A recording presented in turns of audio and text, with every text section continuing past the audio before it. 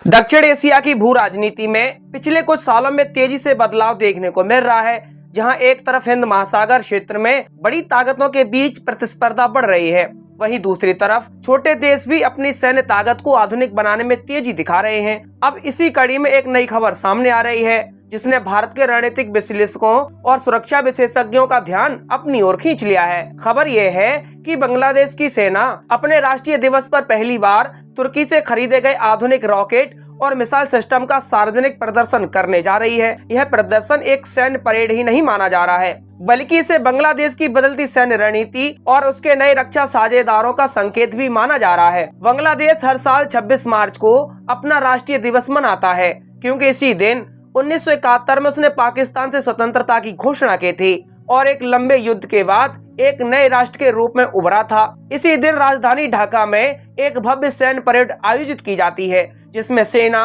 नौसेना और वायुसेना अपनी ताकत और आधुनिक हथियारों का प्रदर्शन करती हैं। लेकिन इस बार की परेड खास इसलिए मानी जा रही है क्योंकि पहली बार तुर्की से खरीदे गए अत्याधुनिक रॉकेट सिस्टम को दुनिया के सामने दिखाया जाएगा। अब हम आपको बताते हैं कि आखिर ये चर्चा क्यों ज्यादा हो रही है। इन हथियारों में सबसे ज्यादा चर्चा दो सिस्टम की हो रही है, जिसमें TRG-230 और TRG-300 गाइडेड रॉकेट सिस्टम। ये दोनों सिस्टम तुर्की की प्रसिद्ध रक्षा कंपनी रॉकेटसन द्वारा बनाए गए हैं। पिछले कुछ वर्षों में तुर्की ने अपने रक्षा उद्योग को तेजी से विकसित किया है और वह दुनिया के कई देशों को ड्रोन, मिसाइल और रॉकेट सिस्टम बेच रहा है। बांग्लादेश भी उन्हीं देशों में शामिल हो गया है जो तुर्की से आधुनिक हथियार खरीद रहे हैं। दरअसल बांग्लादेश पिछले कुछ समय से अपनी सेना को आधुनिक बनाने की दिशा में बड़े कदम उठा रहा है। इसके पीछे उसका एक बड़ा कार्यक्रम है, जिसे फोर्सेस गोल 2030 कहा जाता है। इस कार्यक्रम का उद्देश्य है कि साल 2030 तक बांग्लादेश की सेना को आधुनिक तकनीक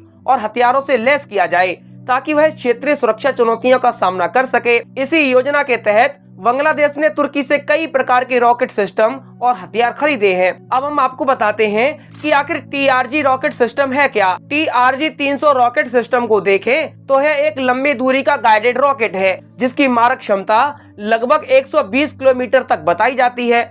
यह सिस्टम दुश्मन के ठिकानों, सैन्य अड्डों और कमांड सेंटर पर सटीक हमला करने के लिए बनाया गया है। इसे ट्रक आधारित मोबाइल लॉन्चर पर लगाया जाता है, जिससे इसे तेजी से एक जगह से दूसरी जगह ले जाया जा सकता है। युद्ध के मैदान में यह बहुत बड़ी रणनीतिक क्षमता प्रदान करता है, क्योंकि मोबाइल लॉन्चर दुश्मन की नजर से बचकर हमला कर सकते हैं। दूसरी तरफ TRG-230 सिस्टम थोड़ा छोटा है, लेकिन बेहद सटीक टैक्टिकल रॉकेट सिस्टम माना जाता है। इसकी रेंज 20 किलोमीटर से लेकर 70 किलोमीटर तक बताई जाती है और इसे फ्रंट लाइन युद्ध में इस्तेमाल किया जाता है। यह सिस्टम विशेष रूप से दुश्मन के आर्टिलरी, सैन्य ठिकानों और सैनिकों के जमावड़े को निशाना बनाने के लिए उपयोग किया जाता है। जब बांग्लादेश इन दोनों सिस्टम को अपने राष्ट्रीय दिवस की परेड में दिखाएगा, तो यह केवल एक तकनीकी प्रदर्शन नहीं होगा, बल्कि एक रणनीतिक संदेश भी माना जाएगा। इससे दुनिया को यह संकेत मिलेगा कि बांग्लादेश अब अपनी सैन्य क्षमता को तेजी से बढ़ा रहा है और वह नए रक्षा साझेदारों के साथ आगे बढ़ रहा है। कई रक्षा विशेषज्ञों का मानना है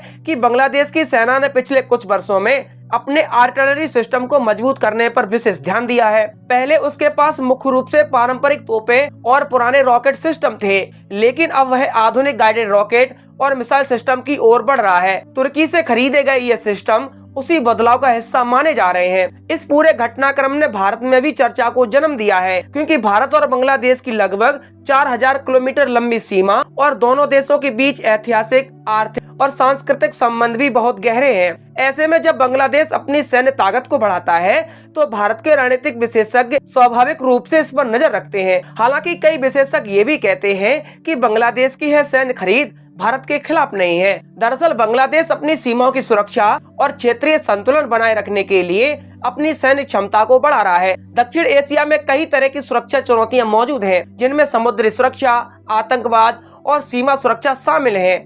ऐसे में बांग्लादेश भी अपनी रक्षा क्षमता को मजबूत करना चाहता है। भारत और बांग्लादेश के संबंधों को देखें तो पिछले एक दशक में दोनों देशों के बीच सहयोग काफी बढ़ा है। व्यापार, कनेक्टिविटी, ऊर्जा और सुरक्षा के क्षेत्रों में दोनों देश मिलकर काम कर रहे हैं। भारत ने भी बांग्लादेश को कई रक्षा उपकरण और प्रशिक्षण सहायता प्रदान की है। इसीलिए फिलहाल इन रॉकेट सिस्टम को भारत के लिए सीधा खतरा नहीं माना जा रहा है, लेकिन फिर भी इस घटना का एक बड़ा भू राजनीतिक पहलू भी है, क्योंकि इससे यह भी साफ होता है कि तुर्की अब दक्षिण एशिया में अपनी रक्षा निर्यात को बढ़ाने की कोशिश कर रहा है। तुर्की के राष्ट्रपति एर्दोगन ने पिछले कुछ वर्षों में अपने देश की रक्षा उद्योग को वैश्विक स्तर पर स्थापित करने की नीति अपनाई है। तुर्की के ड्रोन और मिसाइल सिस्टम अब दुनिया के कई देशों द्वारा खरीदे जा रहे हैं। तुर्की की कंपनियां खास तौर पर उन देशों के लिए आकर्षक विकल्प बन रही हैं जो पश्चिमी देशों के महंगे हथियारों के बजाय अपेक्षाकृत सस्ते लेकिन प्रभावी विकल्प चाहते हैं। यही कारण है कि एशिया, अफ्रीका और मध्य पूर्व के कई देश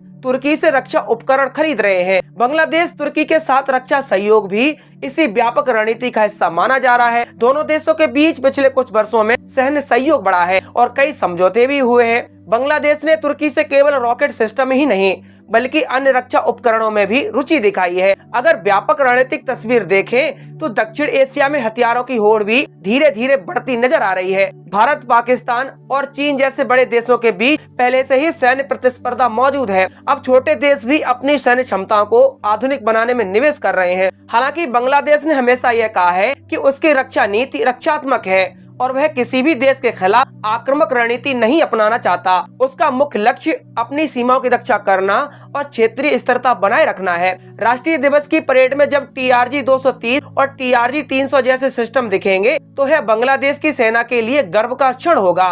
यह दिखाएगा कि एक समय आर्थिक चुनौतियों से जूझने वाला यह देश अपनी सैन्य क्षमता को भी आधुनिक बना रहा है। दक्षिण एशिया के रणनीतिक विशेषज्ञ इस परेड को ध्यान से देखेंगे, क्योंकि यह केवल एक समारोह नहीं बल्कि क्षेत्रीय शक्ति संतुलन के संकेत भी दे सकता है। इस पूरे घटनाक्रम से यह भी स्पष्ट होता है कि आज के दौर में सैन्य तकनीक और रक्षा साझेदारी वैश्विक राजनीति का महत्वपूर्ण हिस्सा बन चुकी है। देश केवल अपनी सीमाओं की सुरक्षा के लिए नहीं बल्कि रणनीतिक प्रभाव बढ़ाने के लिए भी आधुनिक हथियार खरीद रहे हैं। बांग्लादेश की यह परेड इसीलिए भी महत्वपूर्ण मानी जा रही है क्योंकि इससे यह संदेश जाएगा कि वह अपने रक्षा कार्यक्रम को तेजी से आगे बढ़ा रहा है और नए साझेदारों के साथ मिलकर अपनी सेना को आधुनिक बना रहा है। आने वाले वर्षों में यह देखना दिलचस्प हो जाएगा कि बांग्लादेश अपने रक्षा कार्यक्रम को किस दिशा में ले जाता है और क्या वह और भी उन्नत मिसाइल या ड्रोन सिस्टम खरीदता है। फिलहाल इतना जरूर कहा जा सकता है कि 26 मार्च की यह परेड केवल एक राष्ट्रीय उत्सव नहीं होगी बल्कि दक्षिण एशिया की रणनीतिक राजनीति में एक नया संकेत भी दे सकती है।